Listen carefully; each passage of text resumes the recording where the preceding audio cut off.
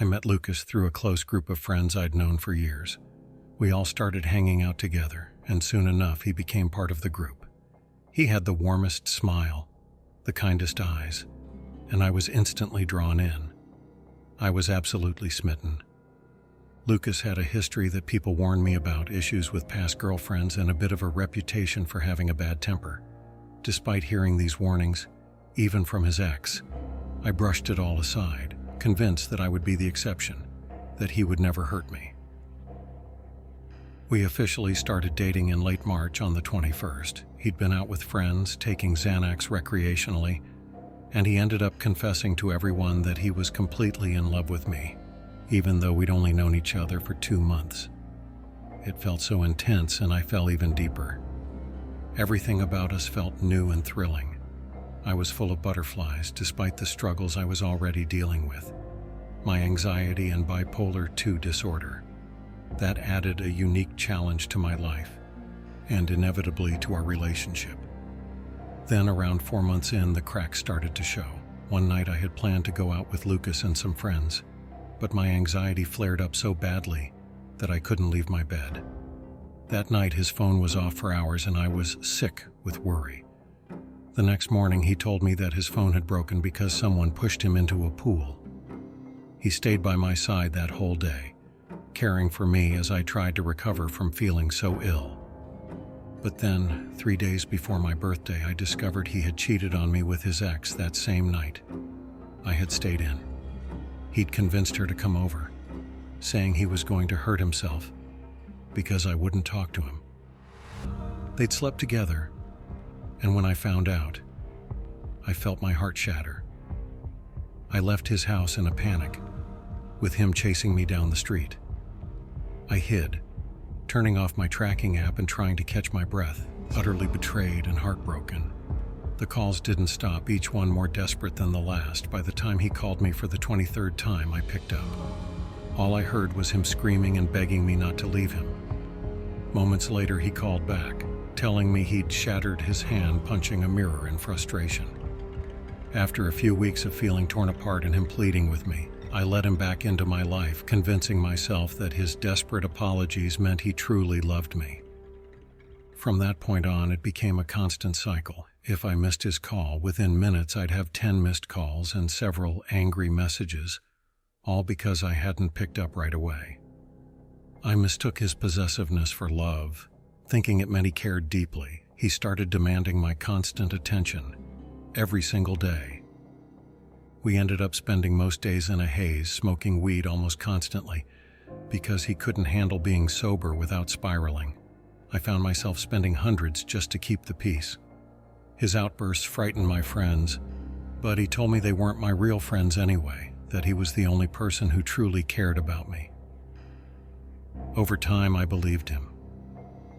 6 months into our relationship, he took me to a fancy dinner in the city. After our meal, I found out he'd snuck out without paying.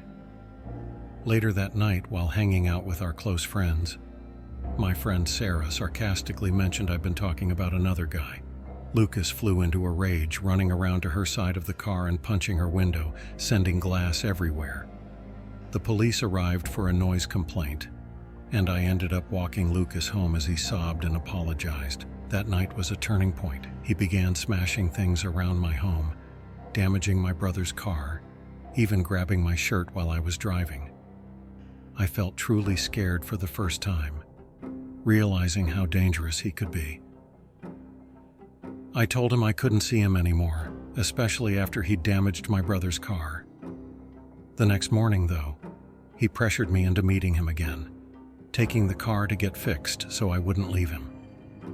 The calls continued for weeks. Then one day he sent me photos of pills, threatening to harm himself, and I felt I couldn't ignore him. I agreed to see him one last time just to make sure he was okay, not to get back together. That afternoon he stormed into a pool party I was at, demanding that I leave. I was terrified. I could see the rage in his eyes. He finally left, but within minutes we heard the sound of shattering glass outside. He had destroyed my friend's car, ripping off its wipers and smashing each window. I was so shaken. but I calmly decided to drive it back to my place for safekeeping. Suddenly, Lucas was behind me in his car, ramming into mine, chasing me down the street, his laughter echoing in my rearview mirror. I called emergency services, trying to describe my location while dodging pedestrians and cars. I thought I could escape by pulling into a parking lot, but he blocked my car and began pounding on my windows. Eventually, I managed to pull away, but he was right behind me again, chasing and ramming my car. I felt trapped. After what felt like an eternity, I heard the sound of sirens and he sped off. I broke down, finally safe, as the police arrived. Lucas was taken into custody, but he was released after just a weekend in holding. As soon as he was out, he began apologizing, claiming he couldn't remember any of it. Part of me wanted to believe him. But the threats continued. He started saying things like he'd laugh if I died, that I shouldn't have called the cops. It took months for me to realize how manipulative he was, how dangerous he truly could be. For anyone who might be going through something similar, please don't ignore the warning signs. A person doesn't change their nature. I realized too late that if I had stayed, I might not be here to share this story today.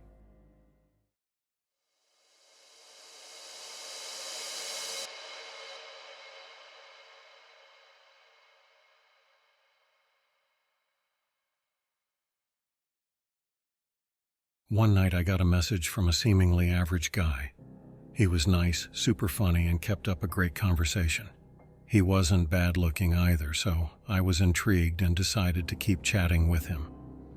No red flags popped up, and eventually, we exchanged numbers. We started texting, and after a week of consistent conversations, we made plans to meet at a local cafe. I chose my best shirt, made sure I looked put together, and left feeling excited. I'd been busy that day, so we set the meeting for 8 p.m. He wasn't familiar with the city, so I planned to guide us. When we met, I felt drawn to him immediately. He looked like his photos, had a charming sense of humor, and seemed genuine. Everything about him seemed normal. He was good-looking, and I could tell he liked me too, which was a rare and refreshing twist. At one point during the night, we were swapping memes across the table. I showed him one of my funniest ones, and he casually took my phone to get a closer look. He started swiping, and I thought nothing of it, assuming he was just going through other memes. Eventually, he handed the phone back and pulled out his phone to show me his memes. A guy with a folder of saved memes on his phone. It felt like a gold mine. As the cafe began closing, he suggested we hang out a bit longer. Not wanting to reveal my address yet, we just drove around the city, listening to music and talking. It was relaxed, fun, and we laughed a lot. At one point, he turned to me at a red light and asked if my roommates knew I was on a date. It was a random question, and I laughed, immediately thinking of all the true crime I'd read, and made a mental note to tell them next time. It was close to midnight, and I mentioned it was getting late since I had things to do the next day. He offered to drive me home, but I suggested he drop me at the train station instead. He politely agreed. When I got home, I felt happy with how the date had gone. I opened our chat to text him, but that's when I noticed a notification at the bottom of our conversation saying that I'd started sharing my location with him earlier that evening. I didn't remember turning it on, and I rarely use that feature, but I assumed it might have happened accidentally and quickly turned it off. I sent him a quick text saying I'd had a great time and would like to meet up again, but he didn't respond. Figuring he was busy, I moved on with my evening. The next morning, I went through my usual routine: laundry errands, a quick therapy session. My last stop was the grocery store, and unexpectedly, there he was at the self-checkout. He spotted me and came over to chat. I thought it was a bit odd since he'd mentioned not being familiar with the city, but the conversation was light, so I let it slide. Over the next few weeks, our conversations started to slow down until they stopped altogether. I was used to this happening, so I didn't dwell on it. One night I was alone watching TV when there was a knock at the door. It was late, and I didn't feel safe answering, so I waited, hoping whoever it was would leave. The knocking grew louder and more insistent. I peeked through the peephole and felt my stomach drop. I saw him standing there wearing a hoodie and hat, trying to keep his face hidden, but his jawline was unmistakable. Panic hit, and I immediately called my roommate, asking him to come home as soon as possible. When Andrew arrived, he looked around but didn't see anyone near the complex. I tried to calm down, explaining everything, and that's when I realized he'd turned on location sharing on my phone while we were at the cafe. I hadn't noticed it right away, so he'd had enough time to pinpoint my location, especially if he'd been tracking it after dropping me at the train station. I never saw him again after that night, and when I checked our conversations on the app, they disappeared entirely. He must have blocked me. I still don't know what his intentions were, but I can only guess they weren't good. So to the creepy guy from the app, let's not meet again, and please stay far, far away from Chicago.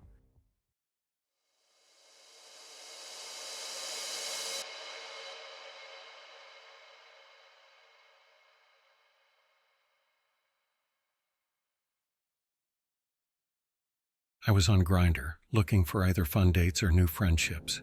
For those unfamiliar, Grindr is a social media app designed primarily for gay men, and many use it to connect with others.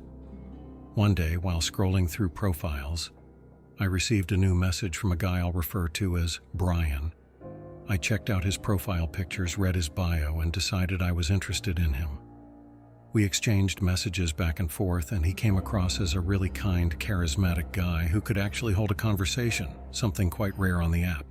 After a few days, we exchanged numbers. He seemed nice enough, and I wanted to see if he was as great in person as he was over text, so I asked him if he wanted to go on a date with me. He happily agreed. I scheduled the date, planning to drive to his place, pick him up, and grab some lattes at my favorite local coffee shop. Around 6 p.m., I texted him to let him know I was leaving my house. He responded enthusiastically, saying he couldn't wait to meet me. I smiled at his apparent kindness. Then, while driving to his house, I received a phone call from him. I picked up, and the conversation went mostly like this.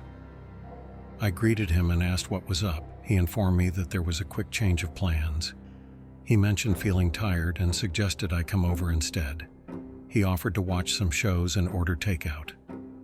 I hesitated, explaining that I preferred to go out and do things on a first date.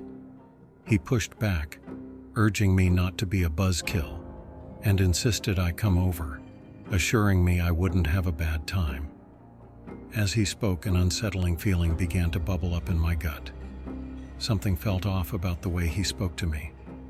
I had pictured his voice being more lighthearted, given our whimsical and fun text exchanges, but on the phone, he sounded rushed and slightly frantic. Despite my intuition, I decided to accept his offer, convincing myself he was just tired or stressed from the workday. When I pulled into his driveway, he greeted me at the door. He looked just like his pictures and was undeniably handsome, wearing fashionable glasses that complemented his dark hair and light skin. Inside, I was introduced to one of his roommates who was engrossed in a game of Dark Souls in the living room. I wanted to be polite, so I approached the roommate and introduced myself, hoping not to come off as rude to Brian in case the date turned out well.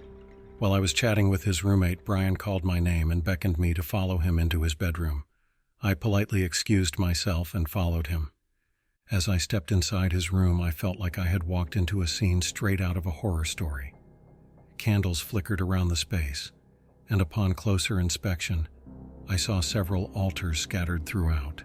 There were effigies of ancient-looking figures, animal bones, and jars filled with unidentifiable liquids. I noticed a dagger resting next to a cat's skull. The whole setup was bizarre. I couldn't recall every detail, but one altar on the floor had a glass container filled with a yellow liquid, surrounded by animal skulls. Another altar on a shelf next to his bed displayed a few candles around a doll with its eyes sewn shut and its hands missing. That one sent chills down my spine. Part of me screamed to leave immediately, but I hesitated, thinking I might be overreacting to someone's religious choices. I didn't know much about cult religions and didn't want to assume he had bad intentions. Besides, I can be a little reactive at times, so I decided to stay and see how things played out. In an attempt to calm my nerves, I asked Brian about the altars, curious to know what they were for. He told me he'd explain later. His response felt off, but I brushed it aside, thinking he might just be a bit eccentric. I pointed to one of the altars and asked about it, only to be met with a frown and a scowl. His voice startled me as he snapped, telling me not to touch it. His intense tone and angry expression sent a lump straight to my throat, making me feel threatened. I was still several feet away from the altar, not even close to touching it, yet he reacted as if I had crossed a line. Confused, I apologized, but in an instant, his scowl transformed into a smile, and he kindly invited me to sit with him to watch a show. His smile seemed genuine, despite the sudden shift in his demeanor. I felt unsure how to process what had just happened, but decided to sit down with him. He acted normal again, and we started to share stories about our lives. The atmosphere eased, and my nerves began to subside. It felt more like an actual first date. He turned on the TV, but I was still on edge from his outburst earlier. To create a buffer, I suggested inviting his roommate to join us. Brian's roommate seemed like an average guy when I met him, and I hoped he could help ease the tension. However, when I proposed my idea, Brian immediately shut me down. His personality shifted from easygoing to stressed and angry, as he vented about how much he hated his roommate. The abrupt change rattled me again. Then he switched the focus back to me, telling me he found me really attractive. I felt his fingers graze my thighs, which caught me off guard. Needing a moment to collect myself, I excused myself to get some water. As I stood up, he unexpectedly slapped my rear and told me not to take too long.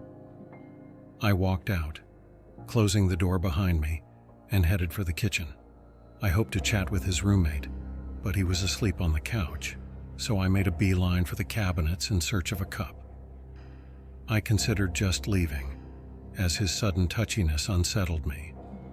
But paranoia crept in. With all those altars around and no explanation about them, I feared what he might be capable of.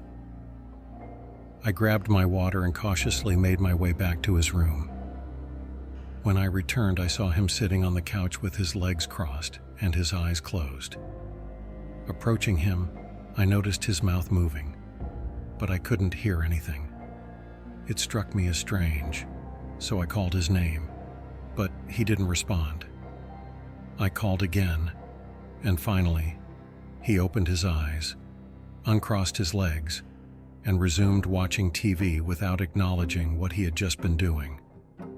I was increasingly worried, but did my best to remain calm, not wanting to provoke him. I sat down next to him, and once more he seemed completely normal, unnervingly normal. It felt like I was with a real-life Dr. Jekyll and Mr. Hyde, with Brian able to switch between the two seamlessly. I needed to come up with a plan to get out of there without upsetting him. At some point, he got up to grab his phone. In an attempt to lighten the mood, I thought about mirroring his earlier move, hoping it might ease the tension. I made my move and playfully grabbed his rear. Immediately, he turned around, swatted my hand away, and lunged at me. His fist was curled tightly, aiming straight for my face. It stopped just inches from connecting. In that moment, I saw his wide eyes, and his expression was cold and emotionless. He was right in my face, and my heart raced, feeling like I was seconds away from a heart attack. I felt like prey to his predator. Then he unfurled his fist, placed his hands on either side of my face, and squeezed, saying I was just so cute. He pulled me in and forced a kiss on me. I absolutely did not want to kiss him, but I felt paralyzed and couldn't push him away. His words felt patronizing, like he was talking to a pet, and I felt disgusted kissing someone who had almost punched me, but there was nothing I could do in that moment. I didn't want to risk making him angry. He slowly pulled away, gave me another sweet smile, and returned to watching TV, pretending nothing had happened. At that point, I was completely done. His behavior had become erratic and unpredictable. His room was terrifying, and he clearly had connections to the occult. I felt scared. I decided I would rather deal with the unsettling altars later than stay in his house facing immediate danger. Shaking off my anxiety, I stood up and told him I was starting to feel sick and wanted to go home. He grew angry, trying to convince me to stay the night, but I gathered my courage and insisted it was time for me to leave. He begrudgingly allowed me to go, but I could tell my decision infuriated him. I didn't care. I said my goodbyes and told him I'd text him later, all while thinking, no way. I got into my car and drove home shaking and sweating. I felt relieved to escape, but nervous about what he might do. The uncertainty rattled me, but thankfully, no actual harm came to me. I couldn't help but wonder what might have happened if I had stayed. I blocked Brian's number and his Grindr profile, and even now, I keep my own Grindr pictures private. I haven't heard from him since, but I still fear he might try to come after me somehow. To Brian, the erratic occultist, let's never meet again.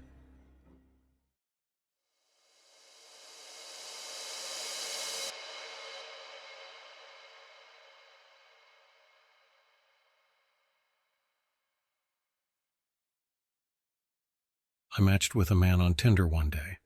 Our conversation turned spicy, and I decided to give him my number so we could continue chatting. We texted that night, but never exchanged photos or anything inappropriate, nor did we make plans to meet up. Eventually, the conversation faded, and I forgot about him. Weeks passed, and I deleted our chat. Then, late one night, I received an inappropriate photo from a man I didn't recognize. I considered insulting him, but decided to just delete the message and not respond. A few weeks later, I received another one. Curious, I checked my deleted messages to see if I knew him. Sure enough, it was the Tinder guy. It felt really strange for him to send such images after no contact for over a month. So, I blocked him. A couple of weeks later, I got an inappropriate video on my Apple Watch. It was the same guy. I was puzzled about how I received the message on my watch if I had already blocked his number. I blocked him again on my watch. What a strange person, I thought. One week I left my apartment to go for a walk, and to my shock I saw him. He was right in front of my building walking toward me. He wore the same outfit as in his profile photos, and his tattoos and hat matched perfectly, so I was certain it was him. I never mentioned where I lived, which made me feel even more uneasy. Dressed in baggy clothes and having recently changed my hair color, I kept my head down, hoping he wouldn't recognize me. I walked right past him, too scared to look and see if he noticed me. I didn't dare glance back to see where he went, so I just kept walking forward. I was seriously shaken, but nothing else happened after that, and I never saw him again. Since I never revealed my address, my only thought was that he must have used my phone number to find me. It was the last person I would have expected. Just some random guy I had messaged for only one day on Tinder. Even with the inappropriate content he sent, I thought he was just a regular creep. I never expected him to actually show up at my apartment. He didn't even text me or try to arrange a meeting. He just sent inappropriate messages over 2 months and then appeared out of nowhere. It felt so random and weird. I think his motive was definitely something inappropriate, and it creeps me out to think about what he wanted. I'm relieved he left me alone. Now I never give out my real phone number to dates anymore.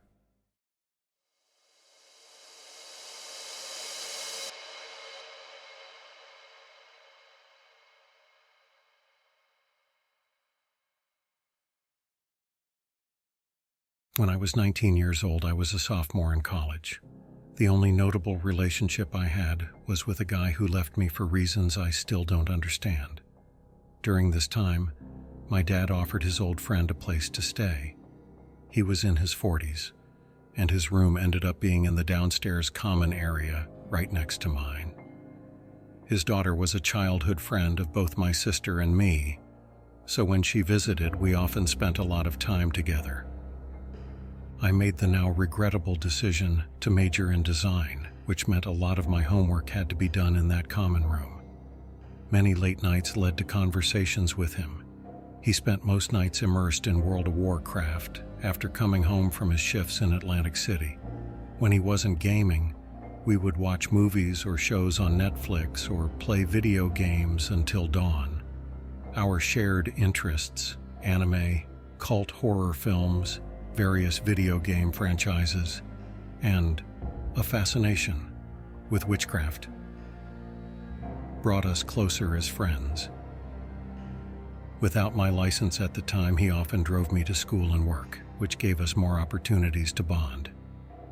He became like an uncle to me. For the rest of this story, I'll refer to him as my uncle. There were several times we traveled together with his daughter. We visited nearby shopping malls and spent a delightful day exploring the shops in Smithville. I genuinely enjoyed those outings, but then something began to feel off. On my days off from school and work, we started making trips during the week. Initially, it was for grocery shopping or supplies for my classes. Then, he started mentioning a place where he frequently bought incense and other items.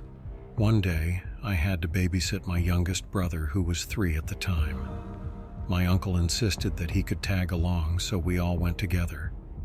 The shop seemed innocent enough, mostly selling Wiccan items and incense. I was fascinated by the merchandise, wandering the aisles while trying to keep my brother close by. I held his hand or picked him up when he grew shy. Meanwhile, my uncle chatted with the shopkeepers. One of them made the mistake of asking if my brother was my son. I often got mistaken for being my younger brother's mother due to our age gap, so I quickly corrected her. I said he was my brother, but my uncle took a different approach. He responded that my brother was cute, and I felt a wave of tension wash over me. I was quick to clarify again, but my uncle acted as if I hadn't spoken at all. The shopkeepers apologized, handed my brother a coloring book, and we soon left. I liked that shop, but because of that incident, I never returned. I don't recall if I confronted him about it then, but it certainly wasn't the last time he tried something like this. During our trip to Smithville, even with his daughter present, he maintained an unsettling closeness to me. He had a girlfriend living up north, yet when people spoke to us, he acted as if we were together. It made me uncomfortable, but I hesitated to speak up. Perhaps I was overanalyzing things, but I often glanced at his daughter for her reaction. To my relief, she seemed bothered by it too. Things came to a head around November that year, when my uncle invited me to an indie game convention in Atlantic City. It sounded harmless, so I agreed to go on my day off.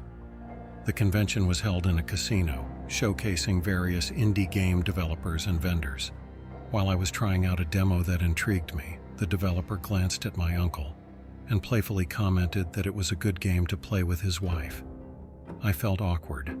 Any feminine label made me uncomfortable. Yet my uncle didn't correct him. He never said we weren't married or that he had a girlfriend. Instead, he went along with it. Let me emphasize an important detail. I was 19, barely 5 feet tall, and struggling to get by on my paychecks. My uncle was a full-grown 44-year-old man. Later, while browsing the shops, my uncle encountered another man who mentioned children in passing. I don't recall how the conversation started, but when the man asked if we had kids, I felt my soul leave my body in embarrassment and discomfort. My uncle's response to that stranger was to say that we didn't have kids, but maybe one day. At that moment, I snapped. I didn't shout, though I should have. Instead, I calmly told him to stop. I was incredibly uncomfortable. Who casually says things like that to strangers? People kept assuming we were married because he never corrected them. After the stranger left, I tried to express my feelings. asking him who just says things like that, and he turned to me seemingly oblivious to the situation and said I'd be a great mother. That comment ruined the convention for me. I wanted nothing more than to distance myself from him, but he remained close as we walked along the boardwalk, still acting as if we were a couple despite my obvious discomfort. I just wanted to go home. I confided in my parents when we finally returned, but nothing came of it. He continued living with us for months afterward. After that day, I refused to go anywhere alone with him again. I knew he wouldn't harm me, but the implication of him telling strangers we were married and discussing children unsettled me. I felt trapped without a license to escape. No one at home seemed to take me seriously. Eventually, he was kicked out over an unrelated incident. His daughter no longer speaks to him. There are many other stories about him, but for the sake of anonymity and brevity, I'll leave it here. What triggered these memories recently was his attempt to reach out to me on Facebook a couple of months ago. He asked how my family was doing, as if nothing had happened. I still can't enjoy movies I once loved without thinking of what he did. So, dear uncle who lied to strangers about me being your wife, let's never meet again.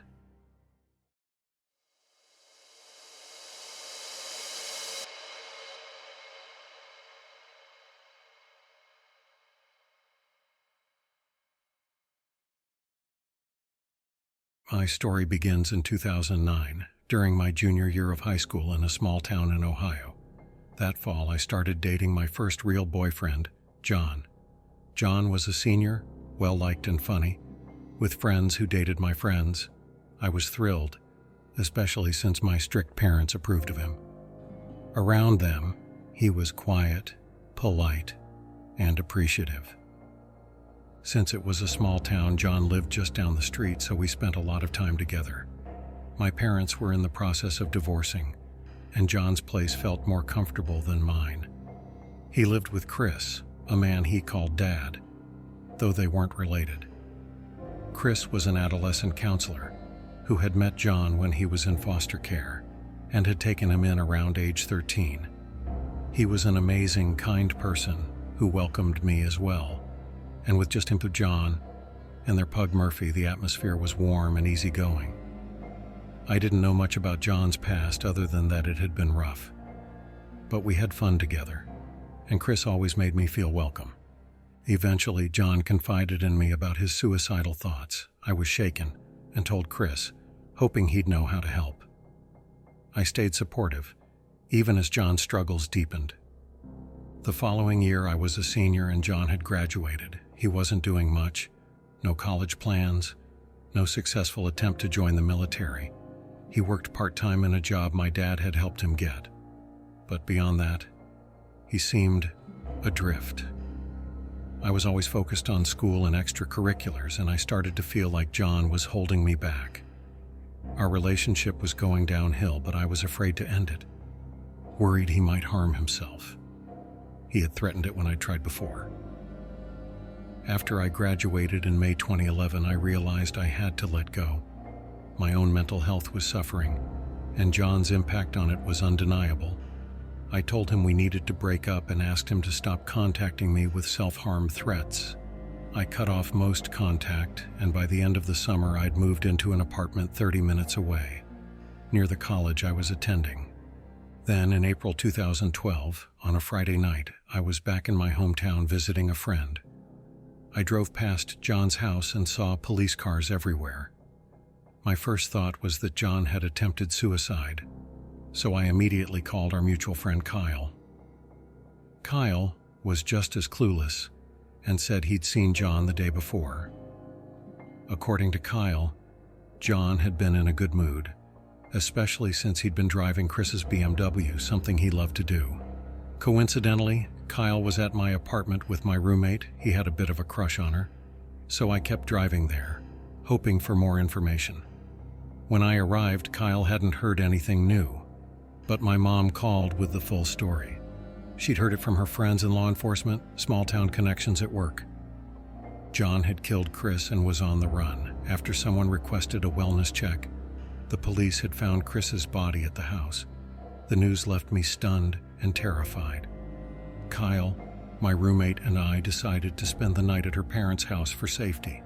By morning, we learned the police had found and arrested John. He had been caught at a rundown motel just a few miles from our apartment, with Chris's BMW making him easy to locate. When more details surfaced, the situation grew even darker. It was a brutal murder, and Chris's body had been left in the freezer for days before anyone found him. In the time between the murder and his arrest, John had been hanging out with friends, acting normal. He'd been at Kyle's house joking around, playing video games, and chatting with Kyle's little sister as if everything was fine. All the while, Chris's body had been in their freezer at home. The casual, chilling nature of it made me realize just how disturbed John must have been. Eventually, John tried to plead insanity, but was declared competent, and later pleaded guilty. He was sentenced to 30 years to life. This story, while told from my perspective, is really about Chris, the victim, and a truly wonderful human being. Chris was my role model and a positive influence on so many lives. It's devastating to think of how this happened to someone so good at the hands of someone he loved, trusted, and raised like a son. He spent his life advocating for kids like John, and now the center he worked at is named after him, as is the street it stands on. In hindsight, I can recognize troubling signs in John's behavior: sneakiness, manipulation, and simmering anger. But back then, no one saw him as dangerous. It's surreal to look back and think of what could have been missed. I'm grateful to have known Chris, and his positive impact stays with me to this day. He deserved so much better. May he rest in peace.